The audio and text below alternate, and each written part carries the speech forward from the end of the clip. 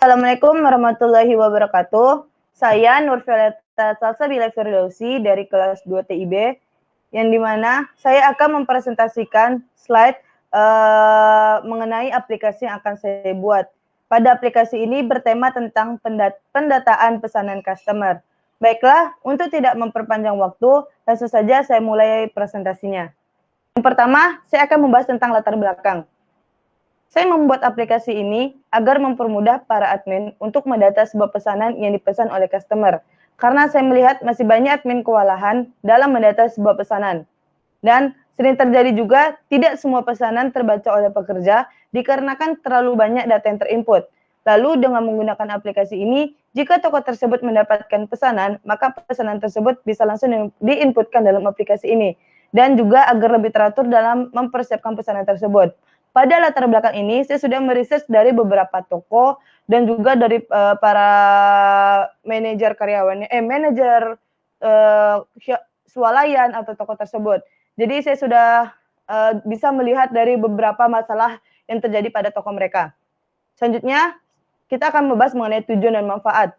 Pada aplikasi ini bermanfaat bagi admin membantu dalam hal yang pertama, pendataan dalam semua pesanan yang masuk. Yang kedua, pendataan stok yang tersedia. Dan yang terakhir, perhitungan harga dan total belanja yang dipesan oleh customer.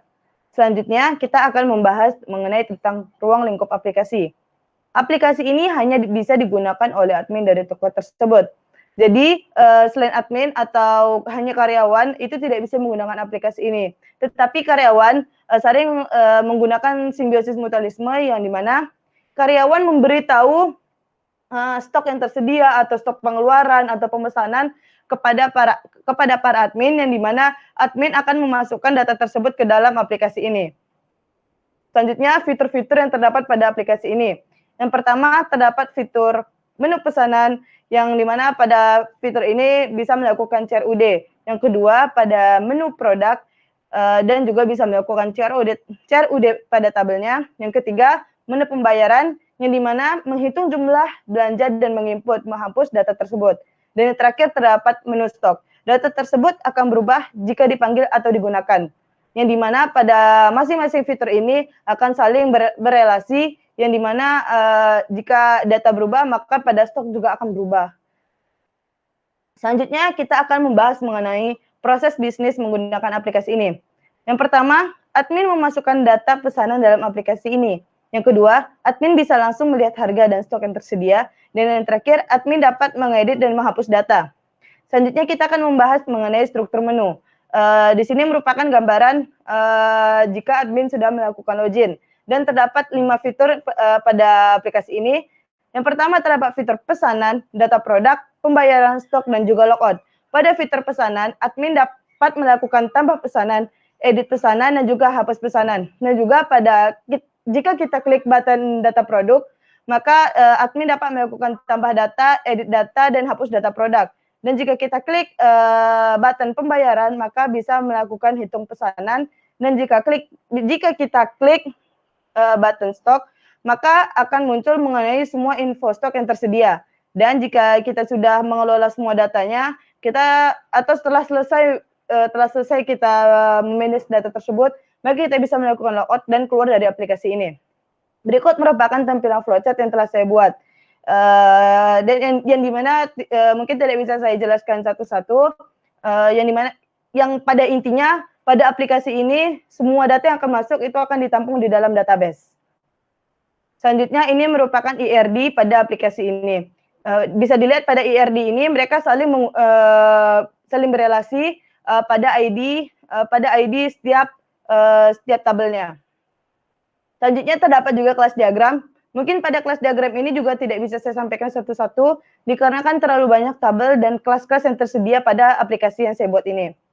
Selanjutnya, berikut merupakan short package yang akan dibuat pada aplikasi ini. Yang dimana pada aplikasi ini saya menggunakan MVC, terdapat controller, model, dan view. Yang dimana pada view tersebut dapat melihat digunakan codingan untuk melihatnya, dan juga terdapat pada library saya kita akan menyambungkan data tersebut ke dalam database atau MySQL connector. Dan pertama aplikasi ini dijalankan pada satu kelas saja, yaitu pada main kelasnya.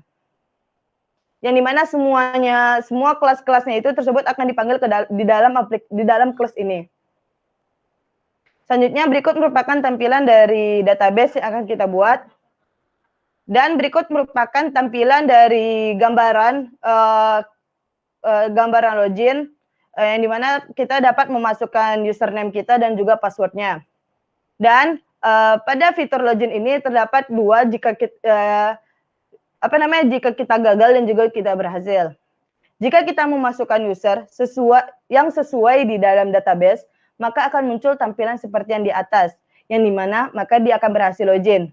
Dan jika kita memasukkan user yang tidak sesuai di database, maka akan muncul tampilan seperti yang di atas, yang dimana login akan gagal.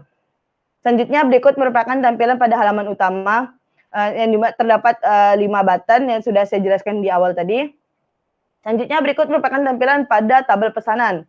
Pada tabel ini menampilkan tabel-tabel admin akan memasukkan daftar pesanan yang dipesan oleh customer dan bisa ditambahkan. Kita klik button tambah, nah itu akan kita mengisikan data-datanya. Selanjutnya jika sudah kita mengisi semuanya, kita klik button simpan, yang dimana data tersebut akan tersimpan dalam tabel. Dan jika kita ingin melakukan perubahan atau mengedit data, maka kita bisa juga dalam edit data. Selanjutnya jika customer ingin menghapus ingin meng-cancel pesanannya, maka kita juga bisa menghapus data tersebut. Selanjutnya berikut merupakan tampilan pada tabel produk, yang dimana admin akan memasukkan produk-produk yang baru restock di dalam toko tersebut, dan kode tersebut tergenerate secara otomatis dari database-nya. Berikut merupakan tabel pembayaran, yang dimana ID-nya juga secara otomatis kita dapat mengklik salah satu kolom data yang ingin kita hitung pembayarannya. Selanjutnya, setelah semua data kita klik button total, dan di situ akan memunculkan hasil total yang akan dibayar dan juga kembaliannya. Dan berikut merupakan tampilan dari tabel stok, yang dimana pada tabel ini menampilkan semua stok yang tersedia. Dan jika misalnya pada stok ini ada data pesanan yang sudah terpesan dari customer tersebut, maka data ini dapat secara otomatis berkurang.